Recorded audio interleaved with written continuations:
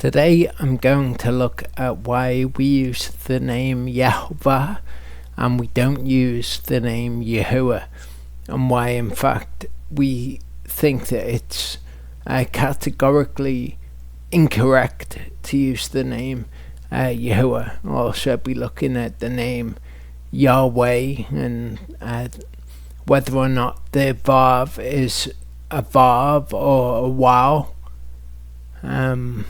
I'll look at all of those things, but it's important to say right at the beginning that we cannot be sure what the name is.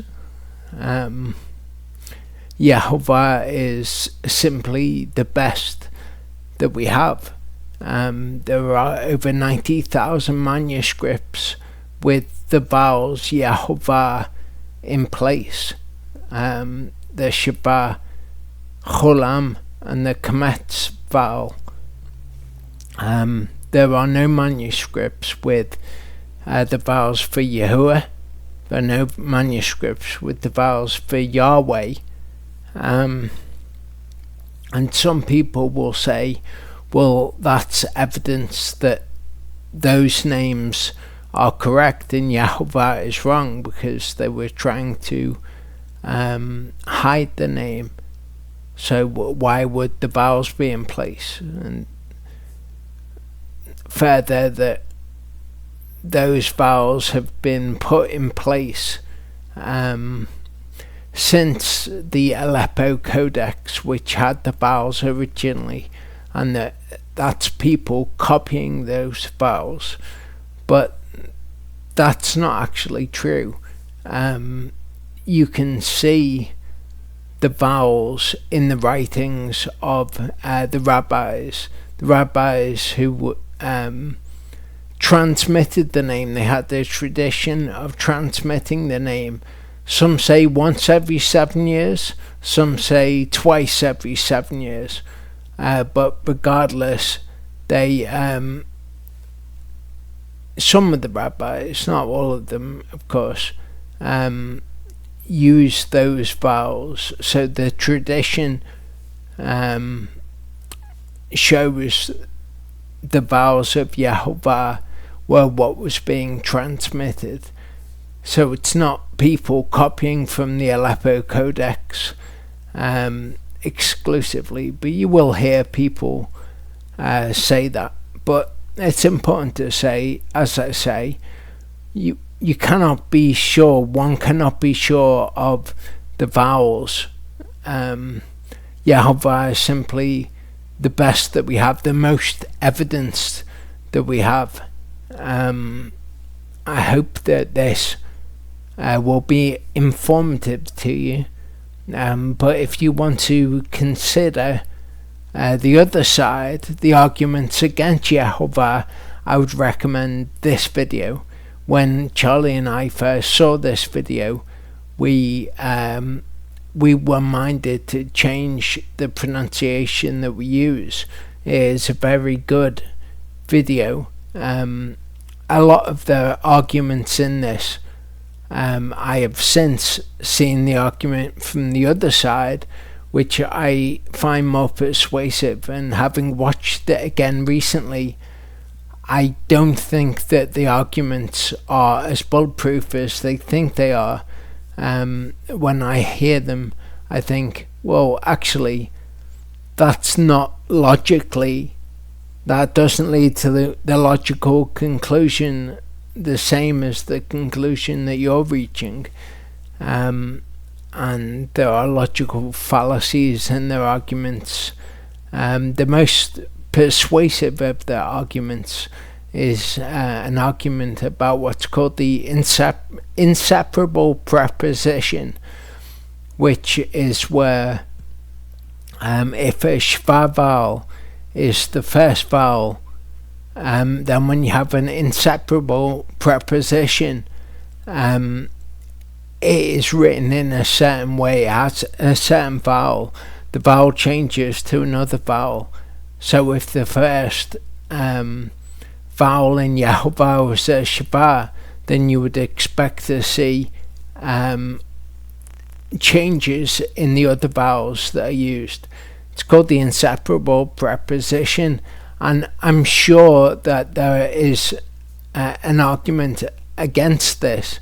I'm just not aware of what it is. It's something that I'm going to look up, because I know Nehemiah Gordon is a Hebrew scholar, and this would be something that he would be aware of, and he argues for the shva vowel being the first vowel. But if you want to see another side to the argument, you want to consider these things for yourself, I would recommend this video. Now, the name Yahuah, a lot of the time people like the name Yehovah because there are names in scripture that end Yah or Yahu, and this, so they say that Yahu means Yehovah, or means Yehovah, does whatever. So they say that must be part of his name, Yahu. But this is just a misunderstanding of Hebrew. These verses from 2 Chronicles 17 are really good for illustrating what I'm going to talk about. It says, and in the third year of his reign, he sent his leaders Ben Chayil and Obadiah and Zechariah and Nathanael and Michayahu to teach in the cities of Yehudah. So we can see the ending Yahu and Yah used there.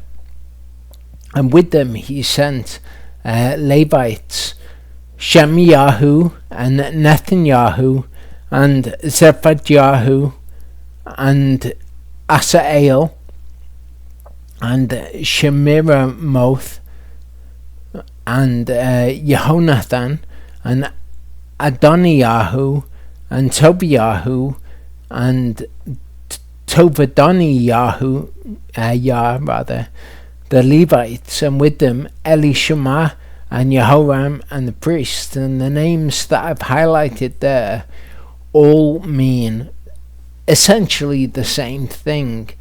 They all contain this verb, Natan, and they all mean Yehovah Natans, which is Yehovah gives. If you see the name Yehonatan here, that has the Yud Hey Vav at the beginning. You can see the name here. Hebrews read from right to left, of course, so that's Yud Hey Vav, and then you have the verb Natan, and that is pronounced Yehonatan. Here we have Netanyahu. The word below is Netanyah, this word here. The way that it's written in the scriptures is the word above, and you can see it has that vav at the end, which is the u, and that has Natan, the verb, and then Yahu at the end, and they mean exactly the same thing. They mean Yud Hey Vav Hey gives. The difference is when you have the Yud Hey Vav at the beginning, it is Yaho. When you have it at the end, it is Yahu. Of course, in Yud Hey Vav Hey, the Yud Hey Vav is at the beginning. So the rules of Hebrew tell us that it should be Yeho and not Yahu. We also see the name the Netanel, and that just means El gives or God gives.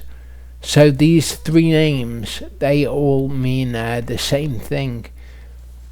Yehonatan, Yehovah Natans, Natan Yahu, Yehovah Natans again, and Nathanael means Ale or God Natans.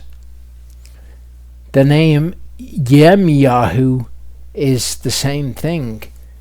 The Yahoo, the Yud Vav rather, is at the end, so it is pronounced Yahu.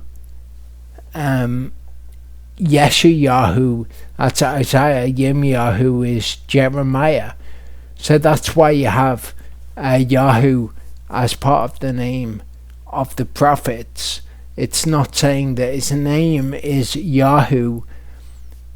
It's where the Yud Hey and Vav is that determines whether it's Yeho or Yahu.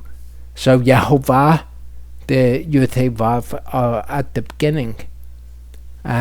We've got Daniel, Daniel, and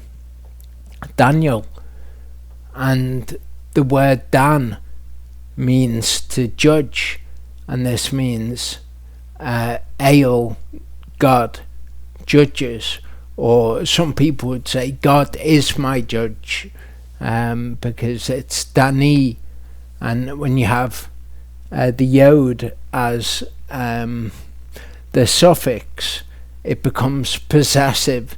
So Dani is my judge. Daniel would be Ale is my judge, God is my judge.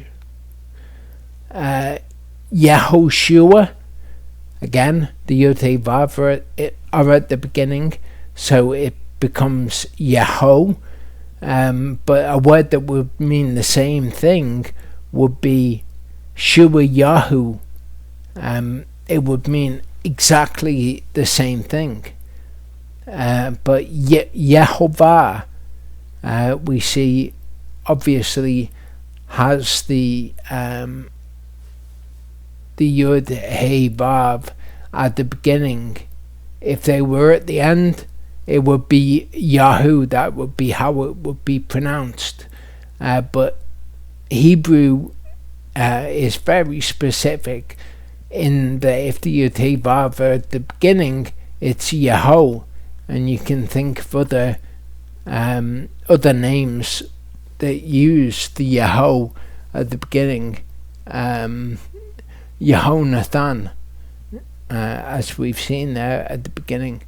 And Netanyahu means the same thing as Yehonatan. So Jonathan and the surname of the Prime Minister of Israel mean exactly the same thing. His last name could mean the same thing. If it was Benjamin Jonathan, it would mean the same thing, or Benjamin Yehonatan, it would mean exactly the same thing. But that should help you when you're reading names in Scripture to see what these things mean. And this passage is very good. Okay, we've got Obadiah, Zechariah. Zechariah would be Zechaz, Yehovah remembers. Nathanael, as we saw, is God gives. Michayahu, Micha is the operative verb, so it's Yahu, Yehovah, Mechaz. With them he sent Levites, Shema Yahu, Yehovah hears, or Yehovah Shemas. Netanyahu, Yehovah gives. Sevad Yahu, Sevad is a verb that means to endow, so it would be Yehovah endows. Asa El, God makes, or God asas. Shemiramoth doesn't follow the pattern that we're looking at. Yehonatan, again, as we've seen, Yehovah gives. Adoni Yahu, remember the E makes it possessive, Adon is Lord, so it's my Lord is Yehovah. Tov Yahu. Tov means good. My good is Yehovah. Tov Adoniyah would be my good Lord is Yehovah. The Levites and with them Elishama. Elishama means the same thing as Shemayahu, God Shemas. And Yehoram, from the verb room, which means to exalt, which means Yehovah exalts the priests. Pietro Galatano, also known as Galatanus, was a monk, and he first introduced the pronunciation Yehovah to the Christian world in 1518. He wrote that Jews pronounced the name with the vowels of Adonai, but read with its actual vowels, it would be correctly pronounced as Yehovah. This is something that you will hear people say, well, Yehovah just has the vowels of Adonai, but that's not correct.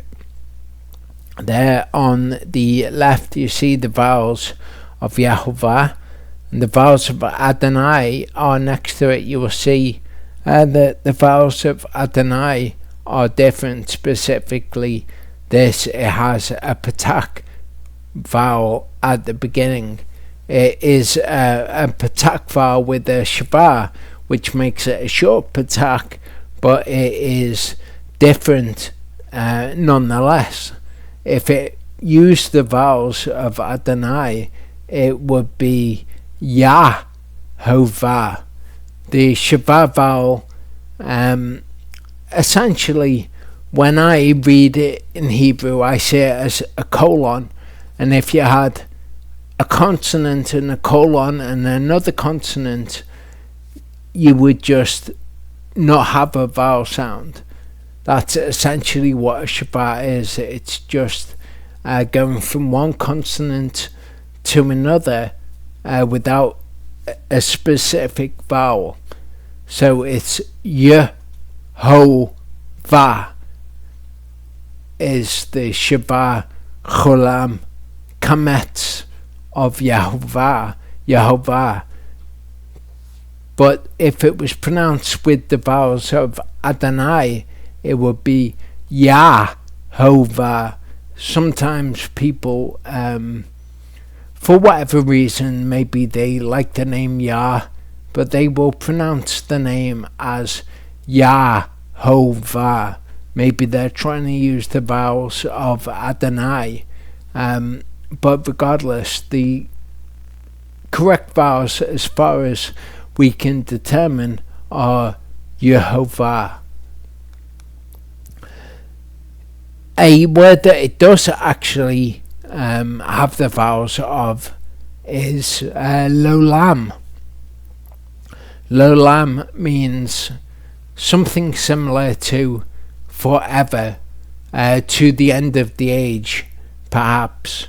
And we see in Exodus 3, Elohim said to Moshe, I am that I am. And he said, thus you shall say to the children of Israel, I am has sent me to you. And Elohim said further to Moshe, thus you are to say to the children of Israel, Yehovah, Elohim of your fathers, the Elohim of Abraham, the Elohim of Yitzchak, and the Elohim of Yaakov, has sent me to you. This is my name forever, and this is my remembrance to all generations. So there's a lot in this passage, but people will make a lot of the fact that it says, this is my name, Lolam, and that has the vowels of Yehovah in. I don't know about that myself. Maybe it's like a nod and a wink from Yehovah. It may well be, it may not be. But I am that which I am. ehia, asher ehia. The word ehia is an imperfect verb, meaning it has not yet been accomplished. In Hebrew you have two different tenses, the perfect and the imperfect. The perfect is when something is already done, so we might think like the past tense. The imperfect is when something is yet to be done. So ehia is an imperfect verb from the root haya, which means to be. It's a verb that means that you are being. So you get various forms of the verb haya, and it just so happens that Yehovah is made up of 3 different forms of the verb haya. So ehia has the verb root haya, and so does Yehovah. You see the I am. You can see that it's from the verb root of haya. That's how it's written. Ehia from the verb haya. Yehovah, you will notice, also comes from the verb root haya. So they come from the same verb root. Yehovah is a form of it. Yehovah is written, the three different forms of the verb are written in the third person, which would make it he who was, haya. Okay, that's the third person perfect tense. So he who was, is, which is hovah, and will be, which is yehia. And Yehovah is an amalgamation of all 3 of these. And you might say, well, wait there, if they all come from the verb root haya, how is hovah from haya? It doesn't contain haya at all. Now, this is taken from this website, Nehemiah's Wall. I recommend going to Nehemiah's Wall, and if you want information on the name, you need to become a member of the website for a lot of the information. I donate $5 a month to be a member, and if you're a member, then you can go here to the support team studies and look about the name. I recommend this because Nehemiah Gordon really knows his stuff. He's a Hebrew scholar, and as a Hebrew scholar, that's what we should be looking to him for. Don't fall into ad hominem attacks and say, well, he doesn't believe in Yeshua, so I'm rejecting what he says about the name. We're looking to Nehemiah Gordon as a Hebrew scholar, just as we would any Hebrew scholar. The fact that he doesn't believe Yeshua is the Messiah is an entirely different theological point. But on his website, he talks about hollow roots, and he says the opposite of a whole root is a hollow root. In hollow roots, one or more of the three letters of the root can be absent in certain grammatical forms. For example, the root Beit Nun Hey, to build, or Banah. loses the third letter of the root in the verb banati, spelt Beit Nun Yod, meaning I built. In this form of the verb, the hey of the Beit Nun hey drops and is replaced by a yod. If you didn't know about hollow verbs and saw the word banati, you might think the root was Beit Nun Yod, when in fact it is Beit Nun Hey. So that's what he said, and then I say Haya, or Hey Yod Hey, is a hollow root, and that is the root of Ahia in Ahia, Asher Ahia, and also the root of Yehovah. It means to be. In Ahia it is first person, so the first person of to be is I am. In Yehovah it's all in the third person, he who is, who was, and is coming. So people have this question often: does Yehovah relate to the word Hovah, which means calamity or destruction? This is what Nehemiah has to say. Since Hovah means disaster or calamity, I am often asked, doesn't this mean Yehovah also means disaster or calamity? I guess this makes sense to those innocent of basic Hebrew grammar, but in the Hebrew language it makes no sense.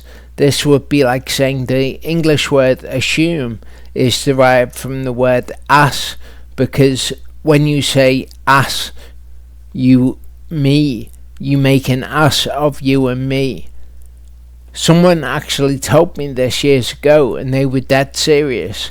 Of course, an examination of any historical English dictionary will reveal that assume actually comes from the Latin verb, I don't know how to pronounce that in Latin, and not from the English word for a donkey.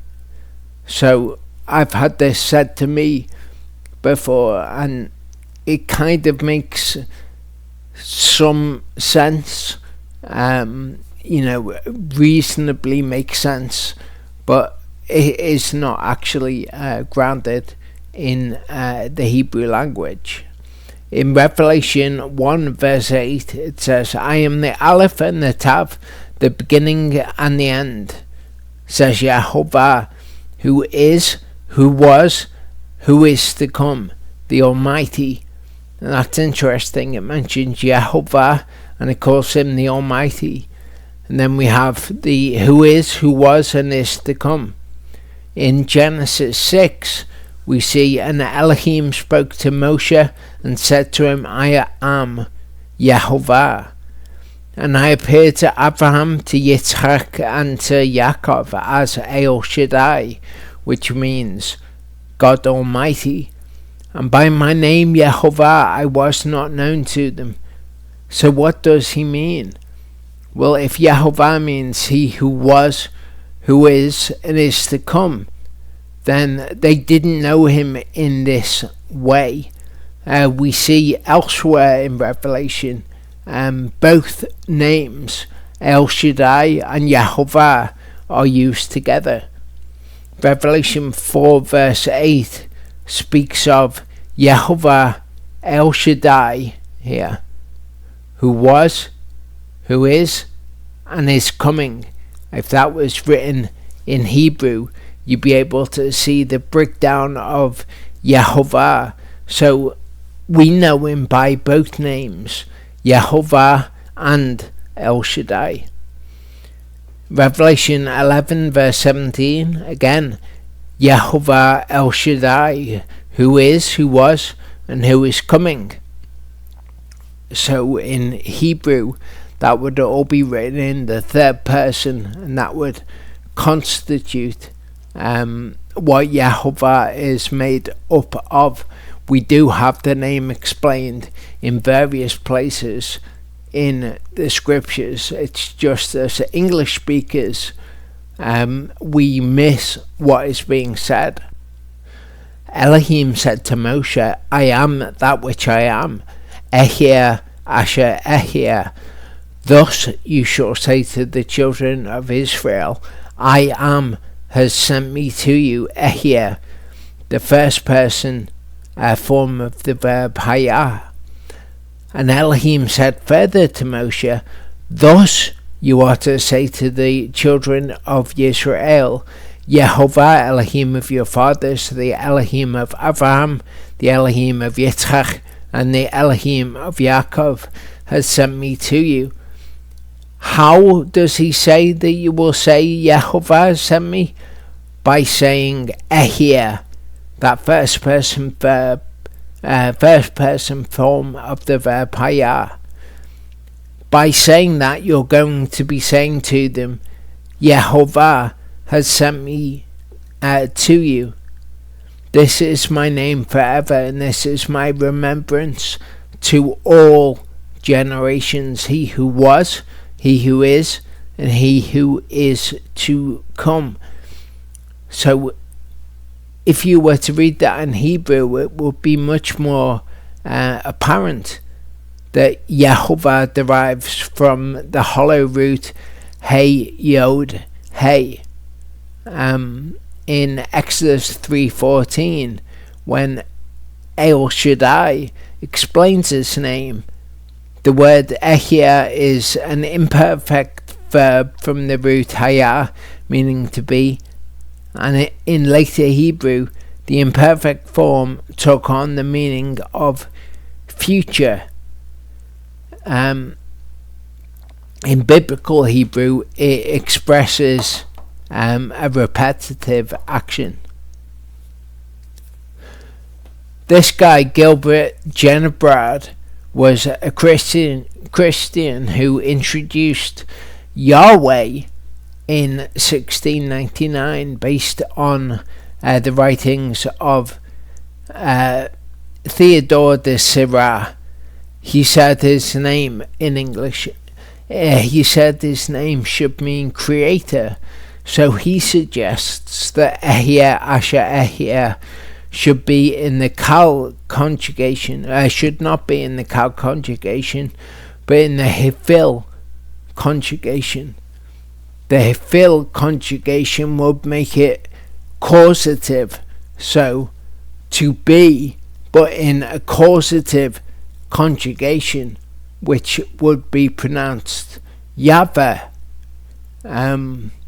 So it's not actually based on what the Bible says. It's based on how this guy thinks it should be.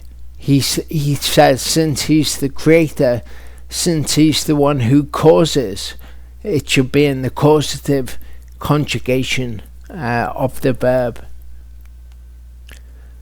They would be the vowel pointings for Yahweh. This guy, the guy whose writings Genebrad based it on, was a church father who around the year 450 CE wrote that Jews don't pronounce the name, but that the Samaritans say Yahweh, which is true. The Samaritans did say Yahweh, but the idea of them saying Yahweh doesn't mean that that is how you pronounce the Tetragrammaton.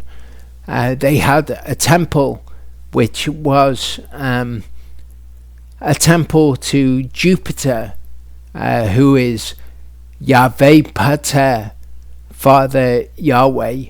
You could interpret that, but Yahweh Pater is Jupiter.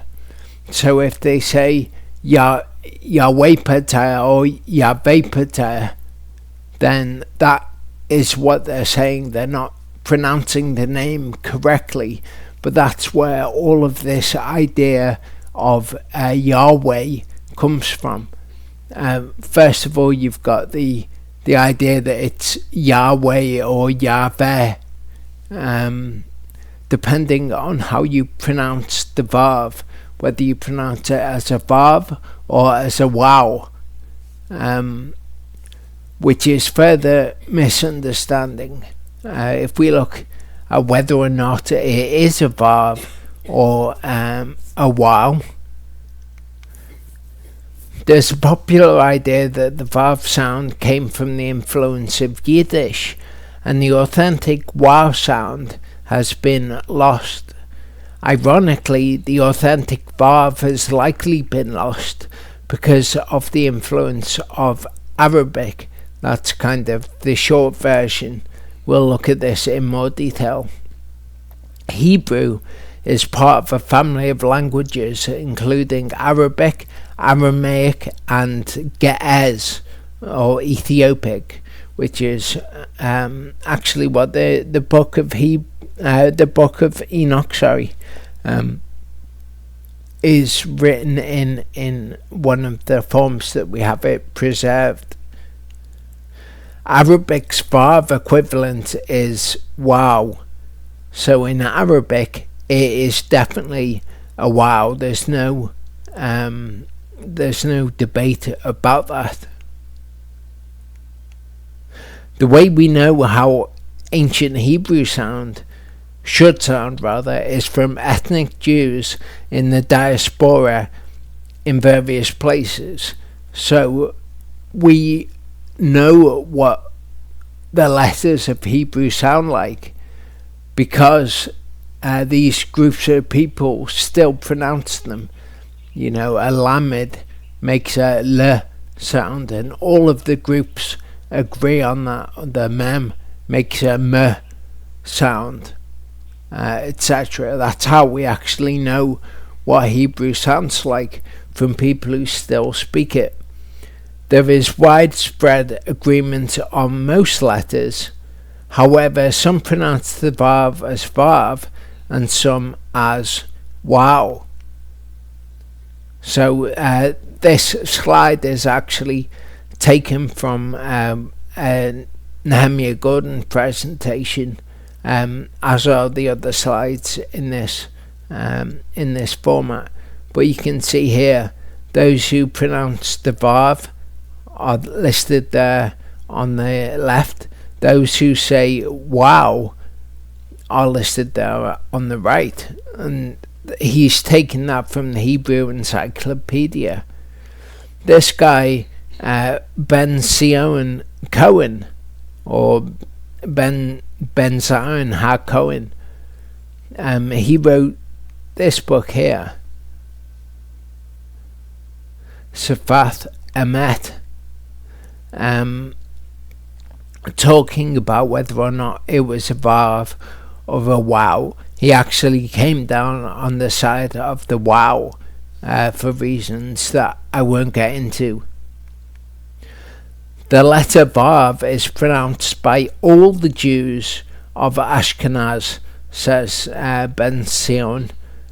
That's Central and Eastern Europe, as well as all the Sephardim in Europe and the Italian Jews, like the English letter V. So too is its pronunciation by the Sephardim in the lands of the East, who do not speak Arabic, such as Turkey and Persia.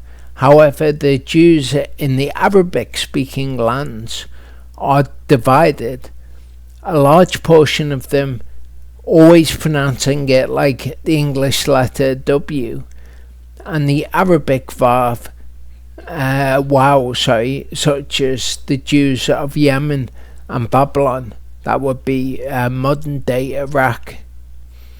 And the rest of the lands with Arabic speaking Jews is what he's talking about.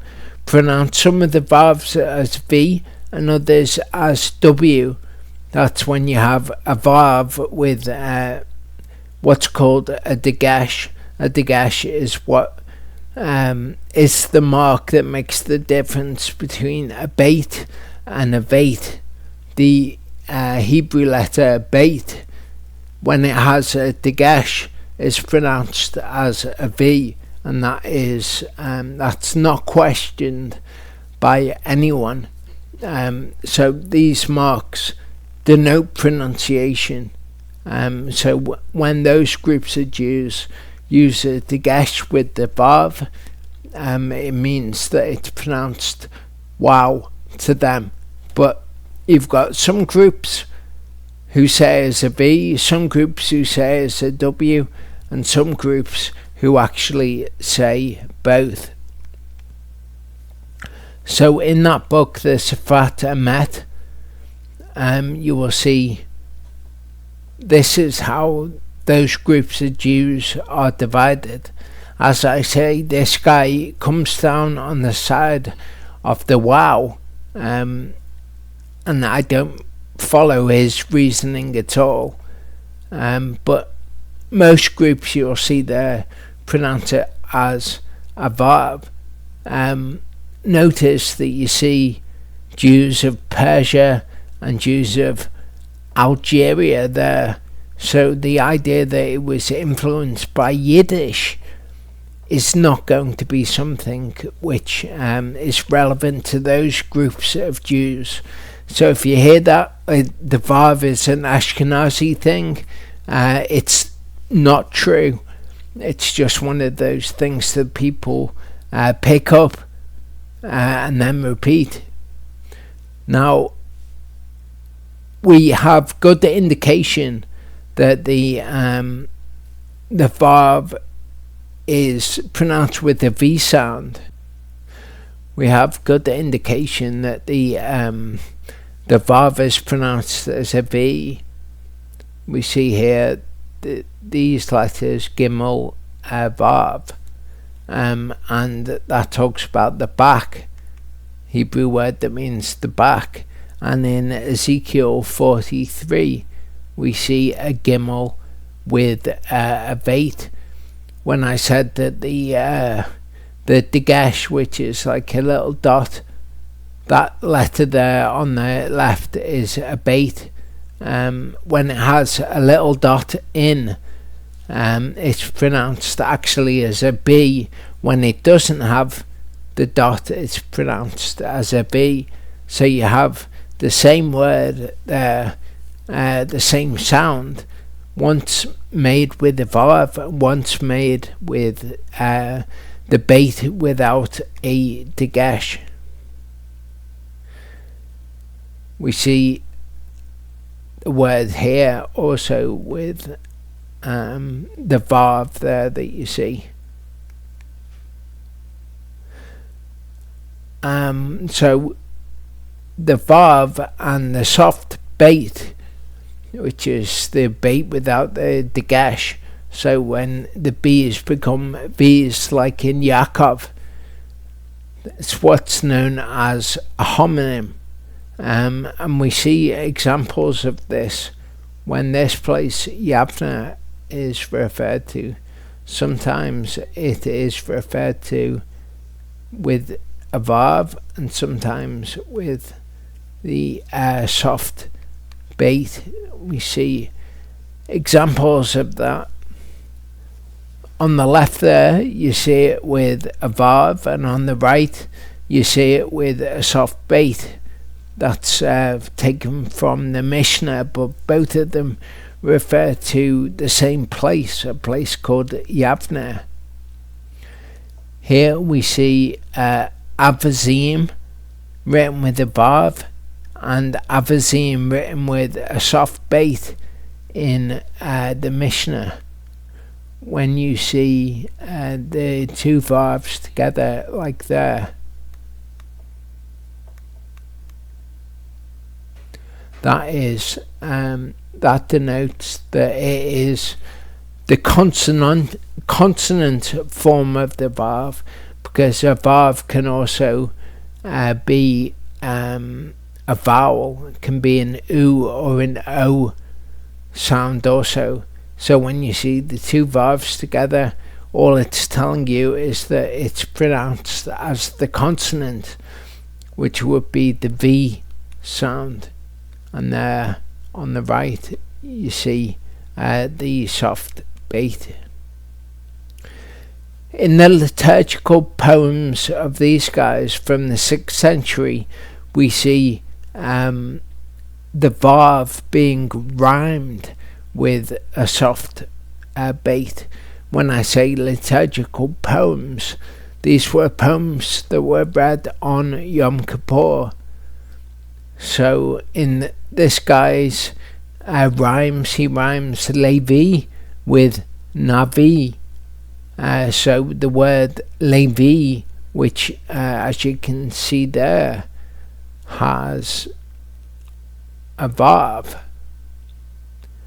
is rhymed with Navi, which you can see there has a soft bait. Here is his poems, one of his poems with the rhymes emphasized, and you can see there Navi rhymed with Levi.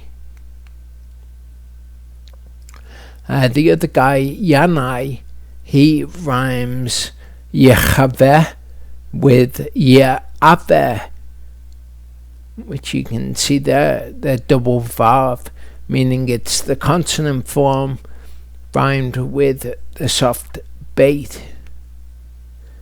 He also rhymes Ashvach with Yeshivach, and they use the vav and the soft bait again with Shivach and Beyishivach. So they represent to us that the sound is the same. And you see that there, you see the vav rhymed with the soft bait, with the bait. And you might think, well, did people even speak Hebrew in the 6th century? There's a guy called Eli ben Judah, he writing in the 10th century, so 4 centuries later.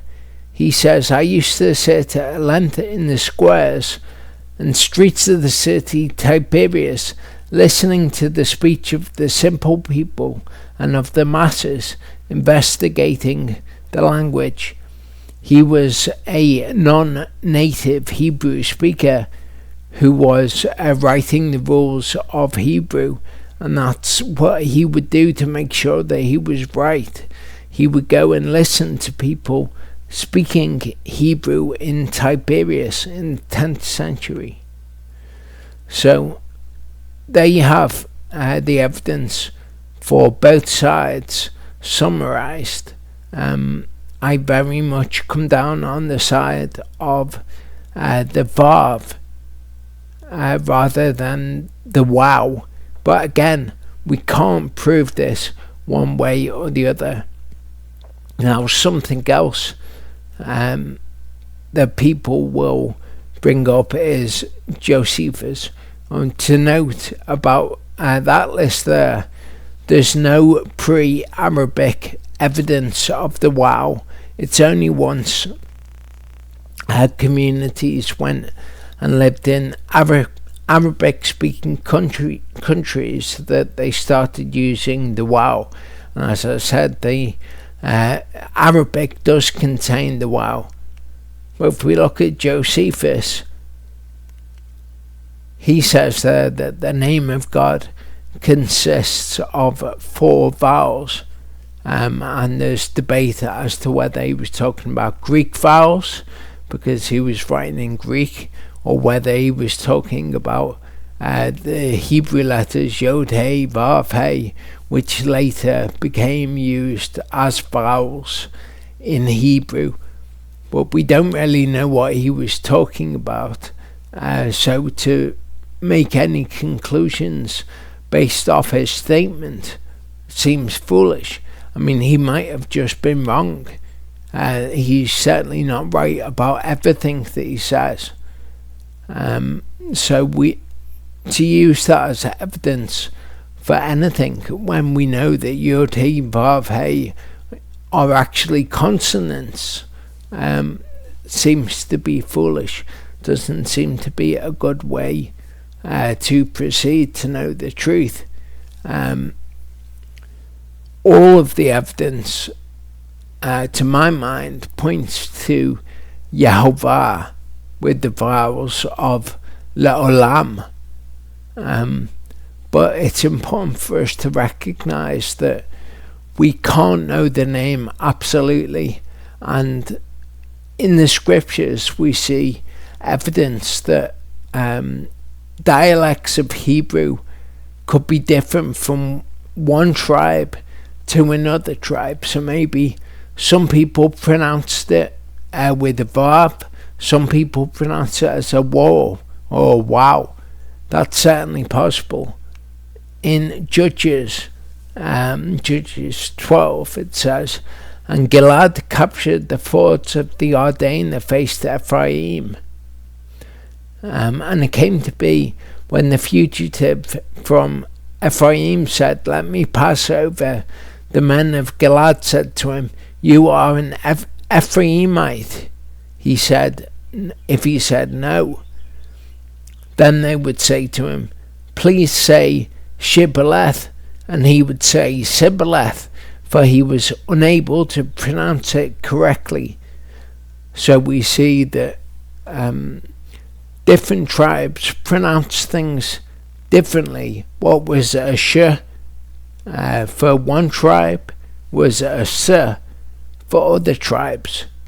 Similarly, in Matthew 26, we see when Peter denied Yeshua, after a while those who stood by came to him and said to Peter, "Truly you are one of them too, for even your speech gives you away." So he was speaking differently, being a Galilean. So there's not necessarily one correct way to pronounce these things.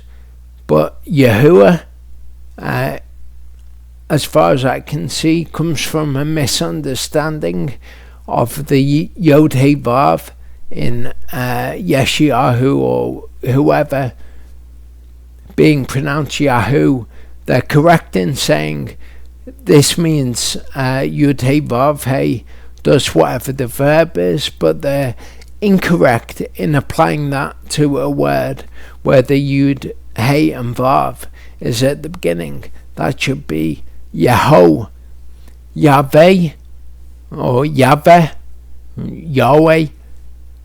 Seems to be from a misunderstanding also. So to my mind, Yehovah is the pronunciation with the best evidence, but tribe to tribe, people may well have said that word differently, and we should bear that in mind and give grace to one another over the pronunciation of a name which we do not have absolute definitive truth from Yehovah about. Yehovah willing, I'll see you next week.